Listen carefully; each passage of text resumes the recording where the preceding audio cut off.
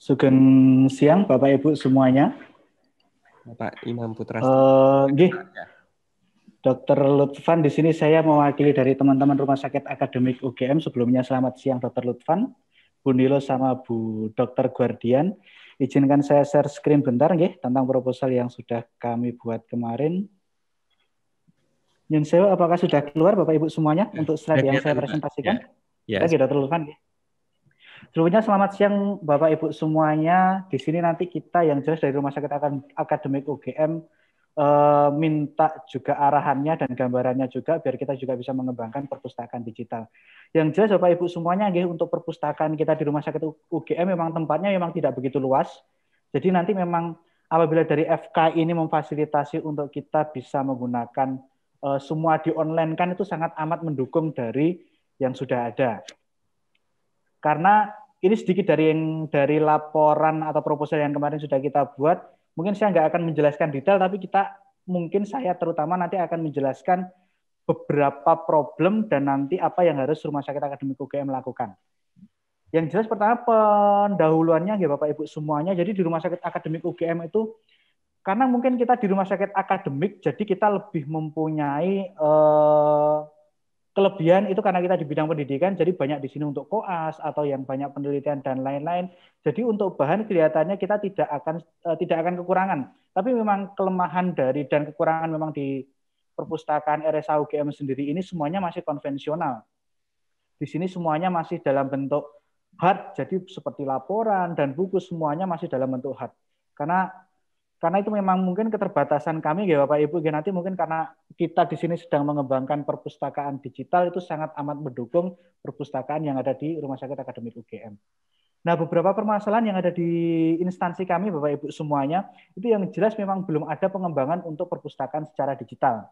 Di sini kita baru ada anggaran itu di tahun-tahun sebelumnya 2018, 2019 itu hanya untuk pengembangan di pembelian buku. Jadi kita memang masih belum ada gambaran Bapak Ibu semuanya untuk kita berada di perpustakaan digital. Tapi dari FK ini mengadakan seperti ini kita sangat support sekali dan mendukung sekali karena itu nanti kita bisa mengembangkan ke next step lagi karena mungkin anggarannya nanti kita bisa perbuat untuk digital dan lain-lainnya. Jadi yang untuk anggaran 2018-2019 kita memang belum ada gambaran ke sana. Jadi kita baru menyediakan buku, jadi masih berbentuk hard. Dan untuk anggaran 2020 kemarin kita gunakan untuk yang COVID. Jadi karena memang semuanya mungkin untuk publikasi dan lain-lainnya yang belum terlalu gencar dan kita masih membentuk perpustakaan yang hard, mungkin dari efeknya memang perpustakaan kita masih sepi Bapak Ibu semuanya dan kita nyuwun sewu mungkin yang lain sudah ada gambaran tapi memang untuk konsen lebih kita masih belum ada. Jadi di sini memang belum ada pustakawan yang benar-benar orang pustakawan di perpustakaan yang handle itu semuanya. Nah, untuk ruangan yang kurang besar ini karena memang keadaan kita memang untuk perpustakaannya kurang besar, tapi tidak apa kalau kita tidak membutuhkan ruangan yang besar, karena semua memang nanti arahnya ke digital, jadi ruangan besar atau kecil itu nanti kita nggak terlalu masalah, yang penting semua bisa dalam berbentuk soft. Dan belum ada bahan pustaka, ini memang semua bahannya kita masih hard Bapak Ibu. Jadi semuanya masih belum kita bentuk jadi sebuah soft file. Nah, ini sedikit gambaran aja yang ada di Rumah Sakit Akademik UGM. Saya nggak akan menjelaskan begitu detail, ini cuma hanya teknis saja. Tapi yang jelas Bapak Ibu semuanya nanti kita sangat di Rumah Sakit Akademik UGM sangat support sekali dengan pengembangan perpustakaan digital yang dilakukan dari Bapak Ibu semuanya. Jadi kita yang jelas nanti akan membuat sebuah sistem, jadi kita bukan karena nyuwun sewu memang kita yang dari Humas itu menghandle website, jadi kita tidak memasukkan itu nanti di platform apapun, jadi kita akan membuat sebuah sistem sendiri, tapi memang nyuwun sewu untuk sistem detailnya di laporan memang belum terlampir Bapak Ibu nggih. Jadi nanti itu memang kita membuat apapun dari .syntax PHP atau apapun yang bisa berkaitan sama sistem sendiri. Biasanya kalau orang-orang IT itu membuatnya memang .php dan lain-lain, itu dia membuat sebuah sistem sendiri tidak terikat dengan sosial media atau mungkin platform yang lain seperti websitenya RSA itu tidak. Jadi kita membuat sistem sendiri yang berbasis dengan website. Nah, kurang lebih nanti targetnya sekitar ini Bapak Ibu. Kita usahakan bulan April itu semua sistem yang berasal dari website itu sudah bisa dijalankan dan kita melakukan digitalisasi itu kurang lebih nanti jadi maksud melakukan digitalisasi itu adalah perpindahan nanti dari hardware ke yang softwarenya, dan kita usahakan Desember 2021 untuk softwarenya atau sistemnya berbasis websitenya tadi itu sudah terbangun. Untuk sasarannya yang jelas kita memang akan menyasar dengan semua sivitas hospitalia di RSA UGM, tidak hanya di manajemen tapi juga klinik medis pun juga nanti akan kita ikutkan juga. Nah, proyek kita adalah pengembangan perpustakaan digital Rumah Sakit Akademik UGM. Mungkin beberapa analisis kebutuhan yang kita butuhkan ya Bapak Ibu, karena kita nanti mungkin dari Dr. Lutfan atau Ibu Nilo sama Dr. Guardian ada yang ingin untuk masukan untuk kita juga sangat amat menerima juga.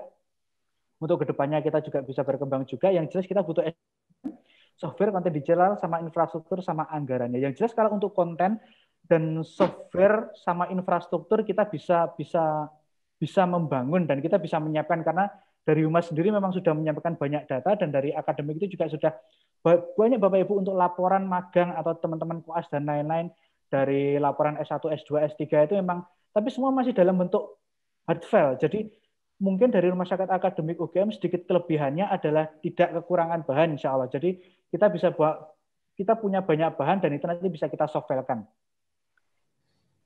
Itu beberapa sedikit analisis kebutuhan. Yang di sini adalah infrastruktur TI, ini adalah timeline pelaksanaan.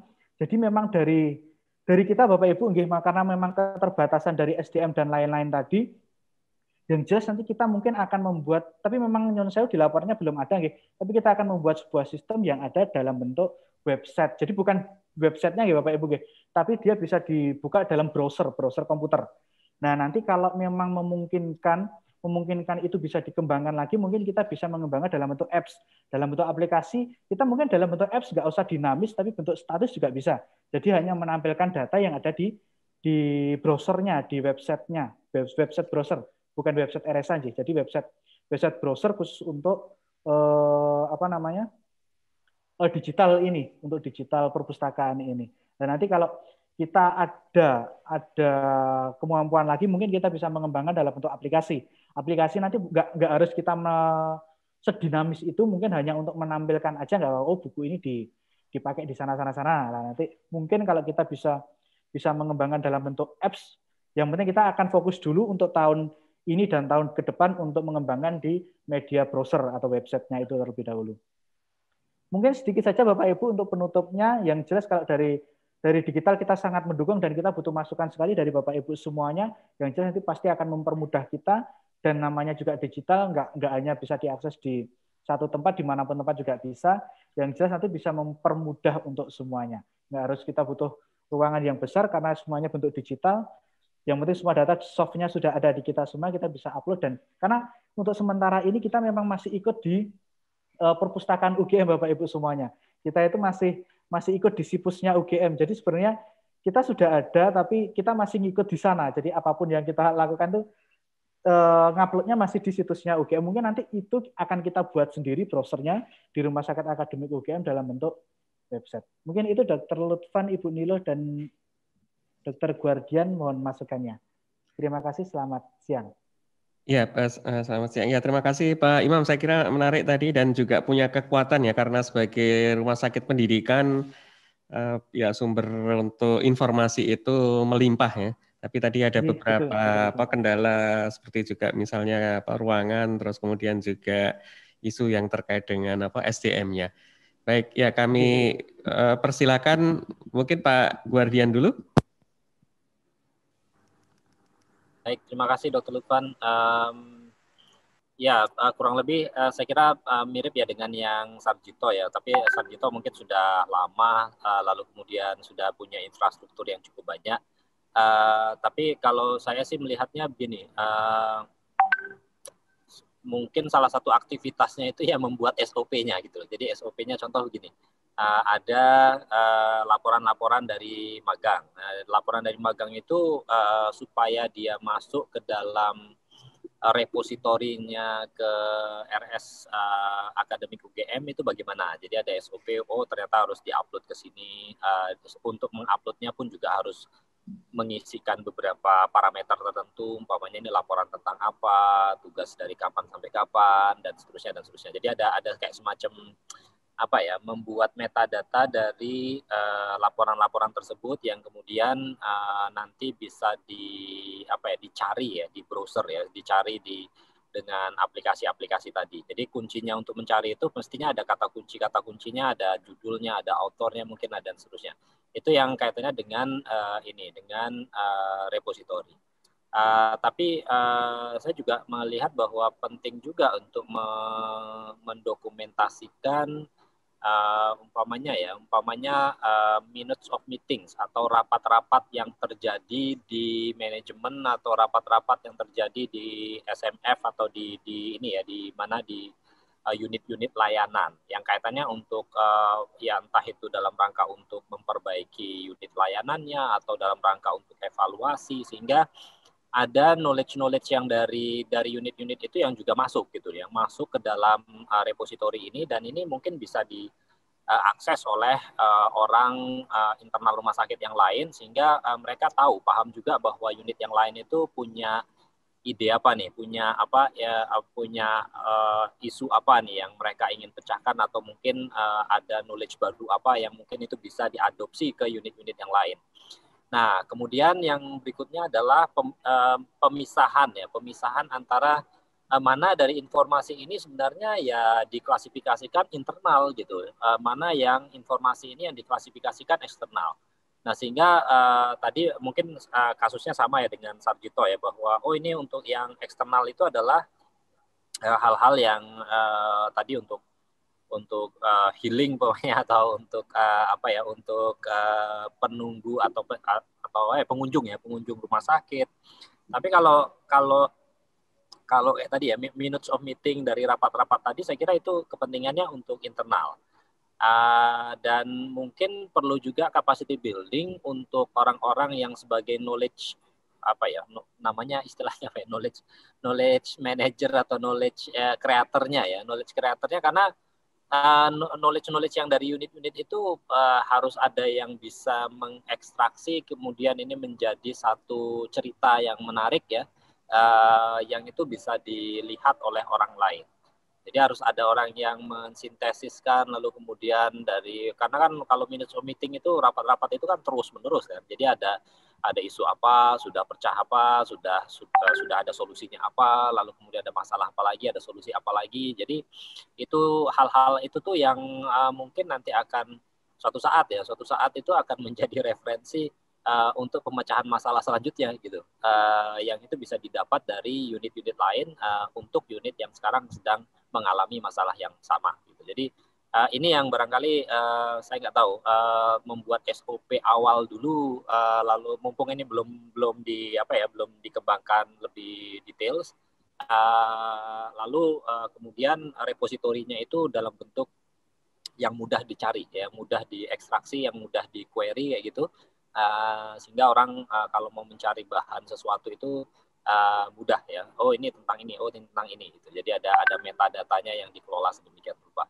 Termasuk pembedaan tadi ya, mana yang ranahnya untuk internal, mana yang ranahnya itu untuk eksternal. Jangan-jangan ada beberapa informasi itu ya memang rahasia perusahaan atau rahasia rumah sakit ya, yang itu tidak boleh disebarluaskan dengan sembarangan. Demikian mungkin masukan saya. Terima kasih Dr. Lutfan. Ya, terima kasih Dr. Guardian. Ya, saya kira sangat menarik tadi yang disampaikan. Terus kami persilakan Bu Putu selanjutnya. Ya, terima kasih Pak Lutfan dan Pak Gugu ya, dan juga Pak Imam atas presentasinya tadi. Jadi kalau menurut saya sih, mumpung rumah sakit akademik ini baru ya, bisa dibilang baru dibandingkan dengan rumah sakit yang lain. Jadi artinya dari sisi masalah juga belum terlalu kompleks. Kemudian masih ya ibaratnya seperti orang membangun ini dari awal gitu. Kita lebih mudah membuat sesuatu kalau dari awal daripada mengubah sesuatu yang udah jadi dan sudah terlanjur punya banyak kompleksitas gitu. Jadi menurut saya ini suatu kesempatan juga untuk merancang dari awal ya bagaimana perpustakaan yang kita inginkan, termasuk perannya dalam untuk bisa menjadi learning center tadi. Nah, mungkin ini nggak cuma untuk RSA ya, tapi juga untuk yang lain. Begitu saya rasa kita perlu menetapkan tujuan jangka panjang, jangka menengah, dan jangka pendek. Kalau tadi yang disampaikan oleh para presenter dari sejak awal ya kelihatannya kan itu tujuan jangka pendek, mau perpustakaan yang sekarang mau diubah, di upgrade dan sebagainya untuk menjadi yang seperti apa. Nah, barangkali kita juga perlu men-setting tujuan jangka panjang kita nanti mau jadi apa gitu. Jadi milestone-nya juga perlu ditetapkan dalam 1 tahun, 2 tahun, 3 tahun, 5 tahun yang akan datang, itu kita mau mencapai apa di masing-masing tahapan tersebut. Kemudian kayaknya penting juga untuk kita mengidentifikasi di samping tadi kan banyak yang menyampaikan masalah gitu ya, kendala, masalah dan sebagainya. Mungkin kita juga perlu mengidentifikasi apa saja peluang-peluang yang kita miliki dan juga kekuatan internal kita. Jadi kekuatan itu bisa dari SDM, kita sudah punya apa, dari sisi sarana, prasarana, dan sebagainya. Lalu dari sisi peluang dari eksternal kita, ada peluang apa saja yang membuat kita untuk memungkinkan kita untuk bisa mengembangkan perpustakaan kita menjadi lebih optimal. Nah, kalau kita bisa mengidentifikasi ini, maka kita bisa mungkin bisa mendapatkan gambaran begitu kira-kira ke depan itu arahnya yang mau kita tuju itu kemana. Saya rasa itu jadi pengembangan kita ini nggak cuma sekedar dalam tanda petik ya jangka pendek, tapi kita bisa melihat sesuatu yang agak lebih jauh ke depan. Seperti itu, Pak Lutfan. Terima kasih. Ya, terima kasih. Ya, jadi ada usulan untuk membuat perencanaan tidak hanya jangka pendek tapi juga menengah dan panjang ya. Saya kira sangat menarik. Baik.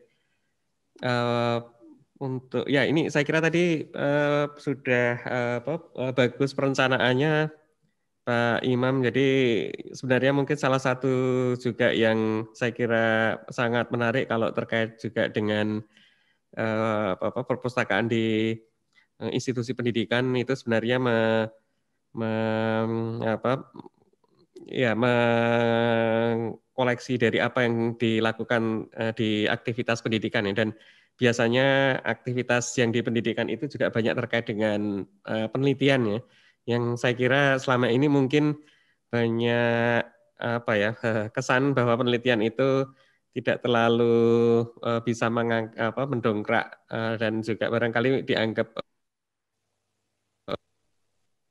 modelnya sehingga perpustakaan ini juga bisa memfasilitasi untuk mempermudah penelitian yang banyak dilakukan oleh ya Civitas Hospitalia di Rumah Sakit Pendidikan. Itu saya kira akan sangat penting dan juga saya kira sebenarnya ada banyak hal yang bisa dikembangkan dari penelitian ini yang biasanya juga kalau belajar dari institusi rumah sakit di luar itu mereka banyak terkait juga dengan inovasi-inovasi yang ada ya, sehingga ini mungkin barangkali nanti akan kita diskusikan secara lebih detailnya gimana cara mengimplementasikan ini sehingga penelitian itu juga memberi manfaat, karena selama ini mungkin cenderung hal yang barangkali belum optimal ya, sehingga hanya untuk meluluskan tapi belum optimal benefitnya yang juga bagi rumah sakit saya kira sangat potensial. Baik, ya. Kemudian ya terima kasih Pak Imam dan tim dari RSA UGM